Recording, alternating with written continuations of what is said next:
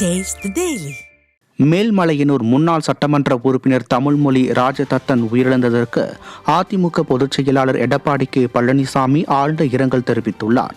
இதுகுறித்து அவர் வெளியிட்டுள்ள செய்திக்குறிப்பில், கழக தலைமை செயற்குழு முன்னாள் உறுப்பினரும் விழுப்புரம் மாவட்ட மகளிரணி முன்னாள் செயலாளரும் மேல்மலையனூர் முன்னாள் சட்டமன்ற உறுப்பினருமான தமிழ்மொழி ராஜதத்தன் சாலை விபத்தில் படுகாயம் அடைந்து கடந்த 10 ஆண்டுகளாக கோமாவில் இருந்து வந்த நிலையில் உயிரிழந்து விட்டார் என்ற செய்தி அறிந்து மிகுந்த வருத்தமுற்றேன் என குறிப்பிட்டுள்ளார்.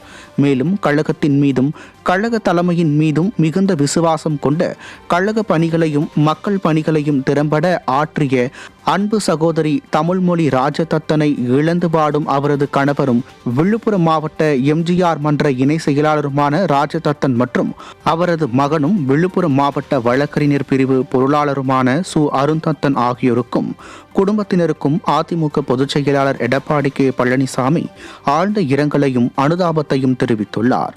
அன்னாரது ஆன்மா இறைவன் திருவடி நிழலில் இளைப்பாற எல்லாம் வல்ல இறைவனை பிரார்த்திப்பதாக அதிமுக பொதுச் செயலாளர் எடப்பாடி கே பழனிசாமி தெரிவித்துள்ளார்.